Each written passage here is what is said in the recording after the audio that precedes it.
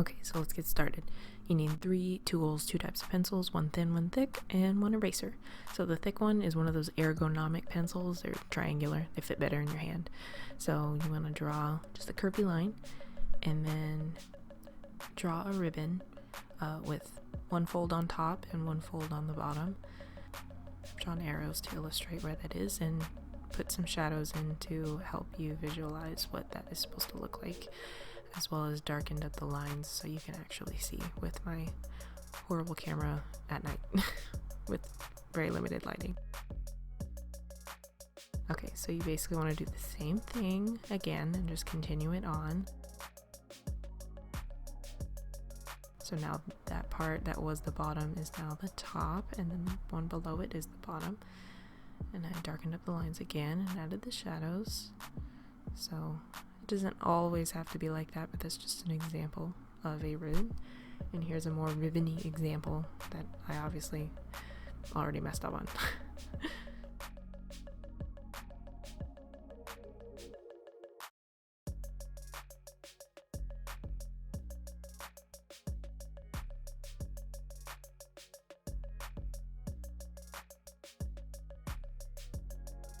So now that I've gotten the base of that established and darkening up the line so you can tell based on where I'm putting the shadows where the back or the furthest part of the ribbon is, and then there's the middle where it folds forward in front of it.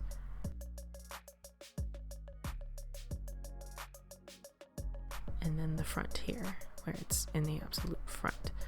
And you're gonna kind of try and visualize it as like ribbons to try and decide where you want to put each curl, and you don't have to think about it too hard. It's just to give you an idea of, you know, what direction things go in, how layering works basically, or at least how I layer it.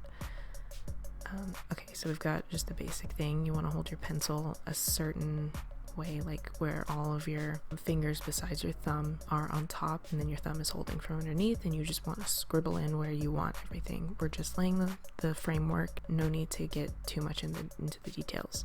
And then I take my mechanical pencil and start to flesh out more detailed curls and locks of hair using that method that we just went through. And you can always add and take away as you go along. It just depends on what look you're going for.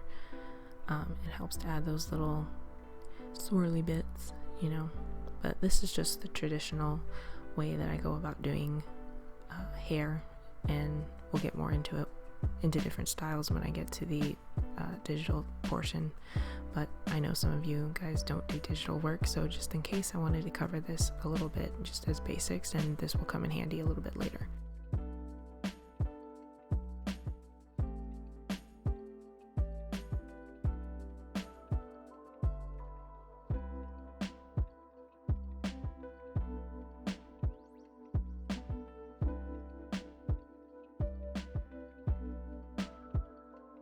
Okay, so now that we're in the digital portion, let's start with some straight hair. Okay, so you want to take a thick brush, doesn't matter what kind, and basically just block out the shape of the hair that you want, and then you take a thinner brush and you basically, you know, add the strands where they should be, which they shouldn't go everywhere.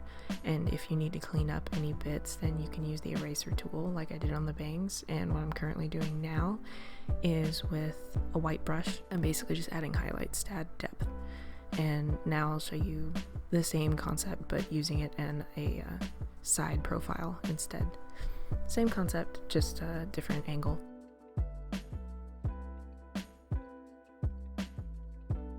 I want to mention I don't do straight hair a lot, so this one is kind of just my interpretation of it. My curly hair is much better. Okay, so same concept, block in where you want curls, and you can always add more the further along you go if you want to, and then clean up the silhouette that you're creating and start to add in the actual ends of the curls wherever you want.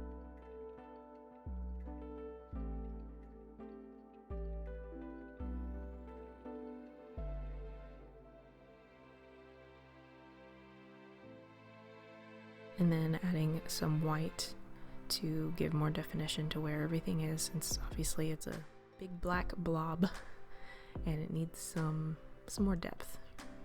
And I'm kind of using a loose interpretation of what we went over in the traditional section of the ribbon effect, where it just kind of spirals down. It doesn't have to be like those perfect lines, it can just be like separated lines, kind of like how the bang there doesn't completely connect the whole time, and I just connected it just because I wanted to, but you don't have to. Okay, so now going to the side profile. I obviously didn't make it exact, I was just wanting to give you multiple angles just as an idea of how I go about doing this whole hair thing.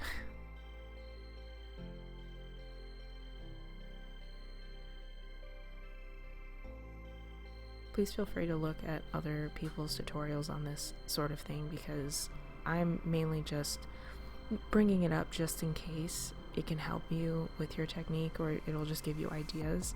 But please believe me when I say that other artists will probably be able to teach you much better than I can. So, you know, watch this one, but watch other ones too. Don't just watch one artist, is basically what I'm trying to say.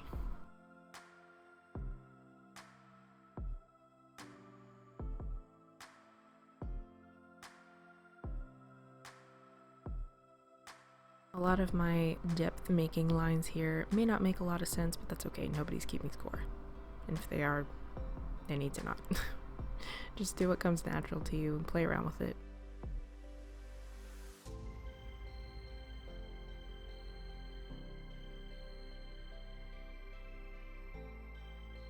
Okay, so now we're moving on to a more dynamic type of hair. Like, let's say there's some wind blowing in. We know exactly where we want to put it, and then we just adjust with the smaller brush.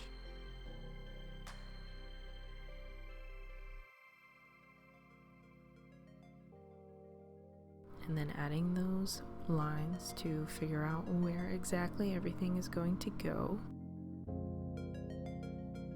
That bottom curl is the best one, because it actually shows like a ribbon effect. It looks the best, it may not make the most sense, but I like it the best. And that's what matters.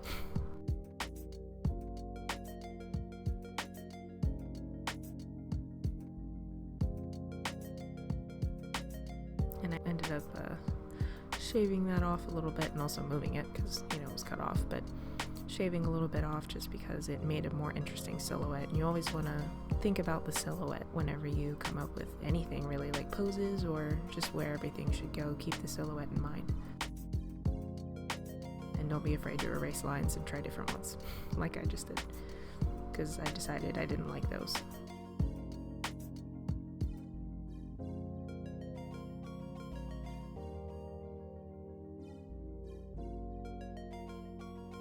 Alright, here we go with the side profile. There's obviously a very awkward angle from the side because it's meant to be viewed from the front, but that's okay. I did my best. And you get the idea. So, my point is made.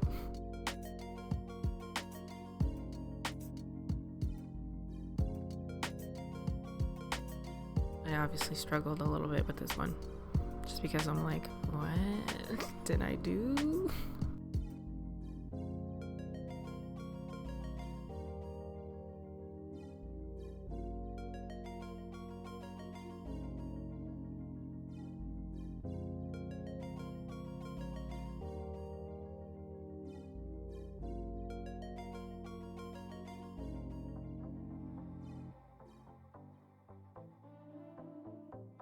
Once again, that bottom curl. Yep, that's the one. So, I liked this one the best, so now we get to the inking stage where we decide what stays and what goes. Now that we have everything blocked in, we can just add the lines where we want and just take, you know, creative freedom about where you want to put things. It's up to you. Some of the lines I followed and some of them I ignored, but you know, that's where creative freedom comes in. You can do whatever you want.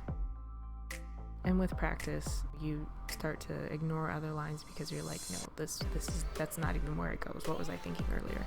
This is where it goes. And it's your piece. You can do anything you want. And I did this one just for fun to kind of show that, you know, the lines that you put at the beginning don't have to be the definitive lines that you're like, oh no, I have to completely follow them. No, that's fine. You don't have to do that.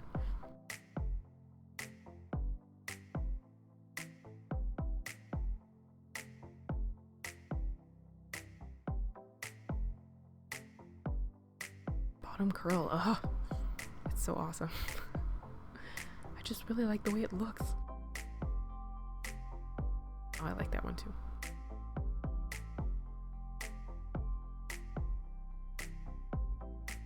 Doing the straight haired one just because it felt a little funny to leave that one out. Because I don't do straight hair, I just decided that this one would be kind of like a almost all black in type of design. This is what you want to do if you're doing bangs the easy way instead of doing it the hard way where you're just putting each strand in. No, don't do that. Don't do that to yourself, please. Be nice to yourself.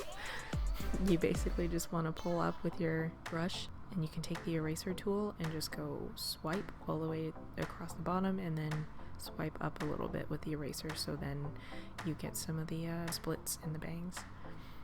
Yeah, I don't like that one, but that's okay.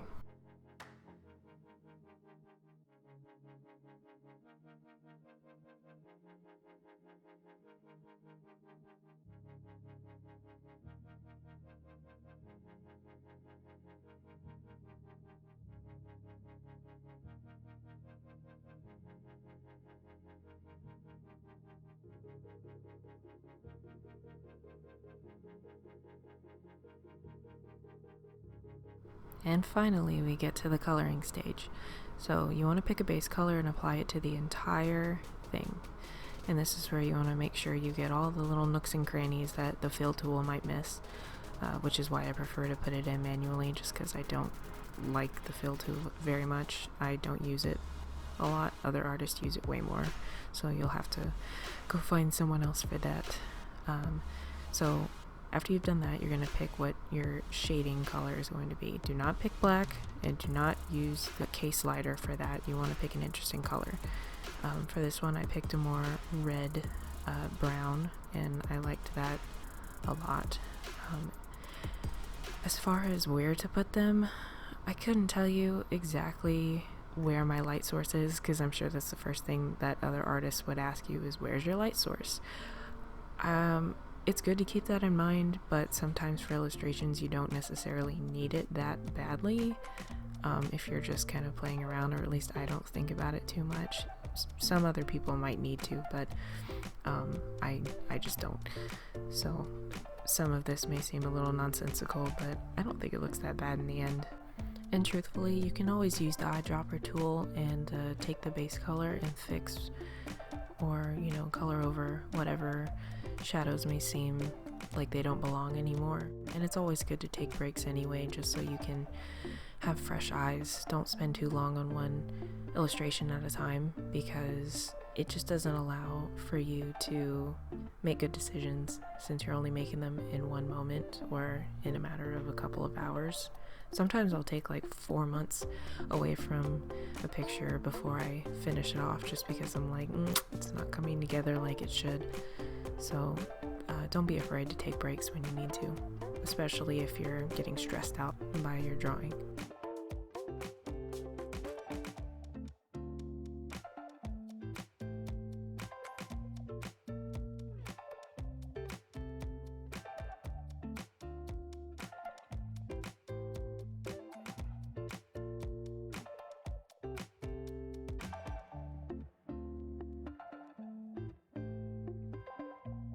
Okay, so now that we've done that, we can go ahead and look at it, see if it's balanced, and then fix a few things, and pick a highlight color. That first one wasn't very good, but this one is much better because it kind of adds to the whole golden brown look, which is why it's more gold. I will admit sometimes I can go a little overboard with highlights just because I like them so much. So you'll have to make sure that you don't use them too much. I know from experience. And you can see one side with highlights and one without comparatively, and You'll have to decide for yourself how heavy-handed you want to be with the highlights. I personally really like them, so there's a lot of them, but I also make sure that they don't completely take over the base color. So then you can take the slider and change it however you want, because the color is there and all the highlights and shadows, and then you can get a really pretty color. So that's it for the hair tutorial. I want to say thank you to HipsterPrince for suggesting this, and I'll see you guys next time. Feel free to suggest anything. Bye.